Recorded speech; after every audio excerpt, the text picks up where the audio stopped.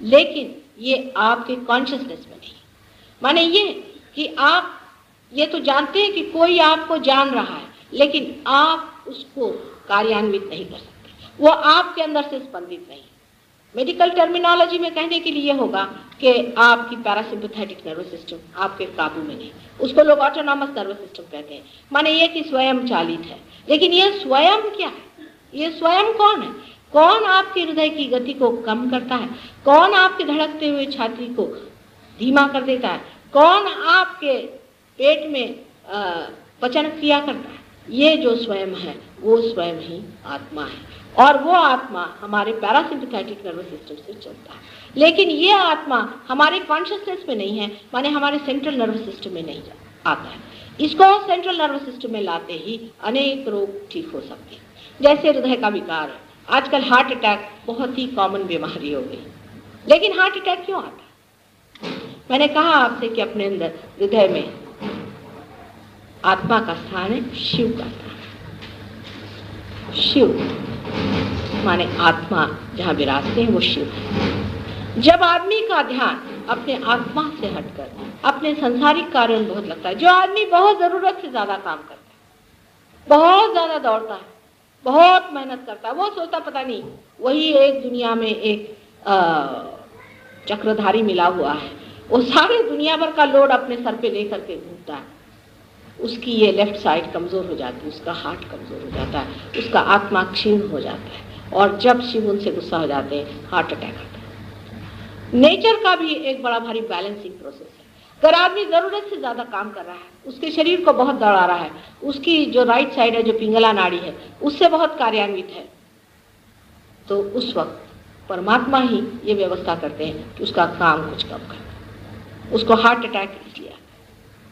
जो आदमी बहुत ज्यादा कार्य में संलग्न होता है उसका ईगो बढ़ते जाता है। जैसे कि आपको दिखा रहे हैं, ईड़ा नाड़ी से ये कार्य होता है कि आपका ईगो बढ़ते बढ़ते बढ़ते एकदम बड़ा सा बबूरा यहाँ बन जाता है। फिर उसको होश नहीं रहता, वो सोचता है। आज एक साहब आए थे, वो मेरे सामने ऐसे ऐसे कांप रहे थे, उनको पार्किंसंस डिजीज था।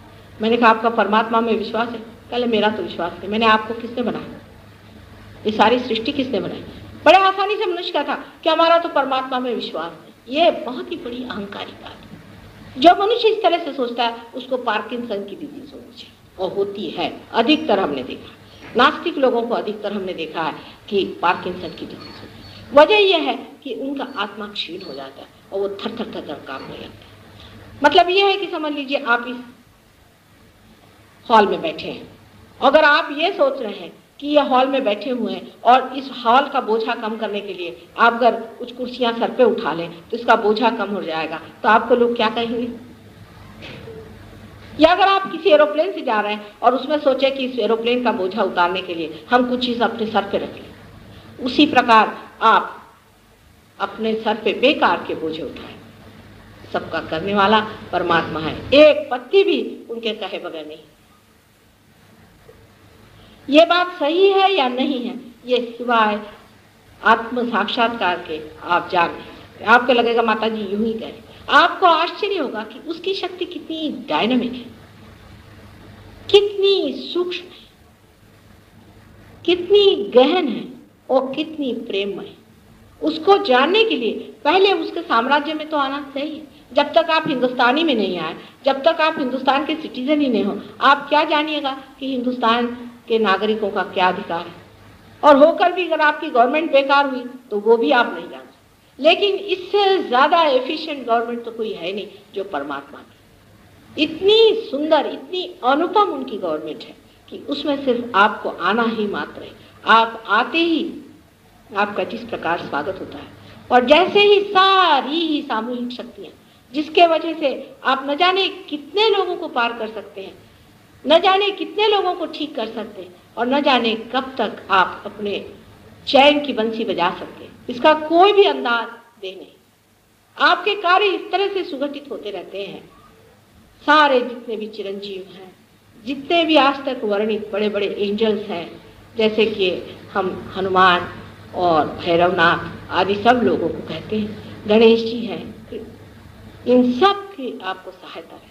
और आपके कार्य इतने सुगठित बनते रहते हैं कि आप कभी अगर सहयोगियों से बात करें तो आपको आश्चर्य होगा कि जो आदमी 1 रुपया भी नहीं कमा सकता था वो भी बहुत रुपया कमाने लगता है। लेकिन कोई भी सहयोग में बहुत नहीं होता, अति जो होते हैं वो बहुत गड़बड़ है। कोई अगर अति विद्वान हो पार नहीं होता, कोई अगर अति श्रीमंत हो तो पार नहीं होगा, वो कोई अति राजकारणी हो वो पार नहीं होगा। क्योंकि अति में आपकी गति या दो साइड के जो ईड़ा और पिंगला नाड़ी है, जो सिंपैथेटिक नर्वस सिस्टम है, उसमें घूमती है और जब आप उससे भी अति कर जाते हैं तो उससे भी बाहर चले जाते हैं। और कुंडलिनी जो है ये बीचों बीच चलती है। कुंडलिनी से ही वो सोपान, वो ब्रिज बन जाता है जिससे कि आप अपनी सुषुम्ना नाड़ी पर ऊपर चढ़ते हैं। जब तक आप बीचों बीच न रहे, मनुष्य को बीचों बीच रहे, मध्य मार्ग में रहना चाहिए। कोई सी भी अतिशयता करने से आपको हमेशा पश्चाताप होगा, आप फ्रस्ट्रेट करेंगे, आप दुखी होंगे, आप पागल भी हो सकते। किसी भी अति पर उतरने की जरूरत नहीं। अगर आप बीचों बीच हैं तो आपके लिए आत्म साक्षात्कार पाना बहुत ही आसान है। आप अगर सर्वसामान्य हैं तो उसमें कोई भी हर्ज नहीं, लेकिन अगर आप अति में हैं या कोई बड़े ही आप सक्सेसफुल आदमी हैं तो हम उनको नमस्कार कहते हैं कि आप सक्सेसफुल इसमें हुए, उसमें नहीं। मनुष्य को बीचों बीच होना चाहिए, उसकी सारी कुछ गति जो है वो बीच में होनी चाहिए। अब जो बीच में हृदय चक्र है ये बहुत महत्वपूर्ण है, इसको भी समझ लेना चाहिए। इस चक्र में जगदम्बा का स्थान है। जगदम्बा जब हमारे अंदर हिल जाती है, जब वो सुप्त हो जाती है, तब हमारे अंदर सेंस ऑफ इनसिक्योरिटी आ जाती है, धड़कन होने लग जाती है। आप जानते हैं जरा से भी हम इनसिक्योर हो जाते हैं तो धड़कन हो जाने लगती है। इस जगदम्बा के स्थान में जब खराबी आ जाती है, जब औरतों में सेंस ऑफ इनसिक्योरिटी आ जाती है तो उनको ब्रेस्ट कैंसर वगैरह बीमारी हो जाती है। ये जो कुछ भी हम अतिशयता करते हैं, इस सारी अतिशयता की वजह से ही कैंसर की बीमारी होती है। अगर मनुष्य मध्य में रहेगा तो उसको कैंसर की बीमारी नहीं हो सकती। दोनों भी जो ये नाड़ियां, ईड़ा और पिंगला, सिंपैथेटिक नर्वस सिस्टम है, इसको अतिचालन करने से, ओवर एक्टिविटीज की करने से ही कैंसर की बीमारी घटित होती है। अगर मनुष्य मध्य में रहे और सारा परमात्मा पे छोड़ करके कार्यान्वित रहे तो उसको कभी भी कैंसर की बीमारी नहीं हो सकती। कैंसर की बीमारी सहज योग से ही ठीक होगी और किसी से ठीक हो ही नहीं सकती, क्योंकि सहज योग से ही आप अपने आत्मा को प्राप्त करते हैं और अपनी पैरासिम्पैथेटिक नर्वस सिस्टम जो बीचों बीच है, जो इन दोनों सिस्टम को प्लावित करती है, माने लेफ्ट और राइट सिंपैथेटिक नर्वस सिस्टम अगर आप इस तरह से बनाएं तो लेफ्ट और राइट और इनकी जो गति है इस तरह से चलती रहती। इसके बीच में चक्र है और उसके अंदर देवता है। ये जब बहुत ज्यादा चलने लग जाते हैं तो ये हट जाते हैं। जब ये दोनों हट जाते हैं तो आर्बिट्ररी हो जाते हैं, I am on my own. जब आर्बिट्ररी हो गए, जब अलग हो गए, जब अपने ही ऊपर सब ले लिया, तब वो जैसा चाहे वैसा बढ़ने लग जाते हैं। ये मैलिग्नेंसी आदमी के अंदर आ जाती है। ये मैलिग्नेंसी आने की वजह से ही मनुष्य में कैंसर की बीमारी हो जाती है। अगर इसके अंदर कोई किसी तरह से मनुष्य चैतन्य दे दे तो फिर से वो स्थिति स्थापकता हो जाएगी, वही फिर से जैसे कि वैसे हो सकता है और फिर से उसके अंदर अगर देवता आप जागरूक कर दें तो ये बीमारी एकदम ठीक हो सकती है। आज ही हमारे पास एक कैंसर के मरीज आए थे, उनकी एक साइड तो उन्होंने डॉक्टरों ने खत्म ही कर दी थी, क्योंकि डॉक्टरों के पास तो सिर्फ ये कार्ड डालो, फिर उसके बाद ये कार्ड डालो, फिर नाक काट डालो, आंख निकाल डालो, सर निकाल डालो और फिर पता नहीं क्या करते रहते। ये कोई कैंसर को ठीक करने का तरीका नहीं। आज ही आए तो एक दिन के अंदर उनके अंदर फर्क आ। अब आप कहेंगे कि माँ कैसे होता, बिल्कुल सीधी चीज है, इतनी कठिन बात है ही नहीं, क्योंकि ये लोग मशीनरी जानते नहीं है। बगैर जाने में मशीनरी बाहर से आप टुटुर पुटुर करते रहिए तो और खराबी के सिवा और करिएगा। मशीनरी को अगर कहा जाए डॉक्टरों से कि आप इसे समझें, इसे आप जाने, ये चीज क्या है, तो मुझे कहते हैं कि आप मुझे लिस्ट दीजिए उन लोगों की जिनको आपने ठीक किया। अब क्या मैं ये बनाती रहूं, यहाँ कोई मैं फाइल रखती हूँ? जो भी आता है वो गंगा के घर किनारे आ जाए तो ठीक है, उससे क्या मतलब, ये तो प्यार का खेल है, इसमें कोई हम पैसा थोड़ी बनाने बैठे। लेकिन पैसा बनाने वाले लोग इस चीज को कभी ना समझेंगे और ना ही समझ पाए, क्योंकि इसमें आप पैसा नहीं बना। ये चीज बह रही है, चैतन्य बहते रहता है, प्यार बहते रहता है, देते ही रहते हैं, देते, इसी में आनंद आता है। और जब ये अंदर जाता है तो ये कार्यान्वित होता है। ये सारी सृष्टि ही इस प्रेम और चैतन्य से चल रही है।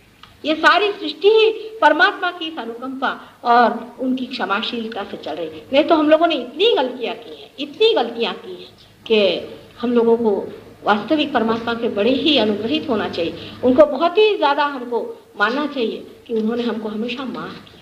यहाँ तक कि कितने लोग हैं उनको परमात्मा के लिए समय है, बहुत ही कम लोग हैं जो परमात्मा को मानते भी हैं या उनके ऊपर कुछ चित्त भी देते हैं। सभी सहजियों से विनती है, हमारे इस चैनल को सब्सक्राइब करके सहज को फैलाने में हमारी मदद करें। जय श्री माता जी।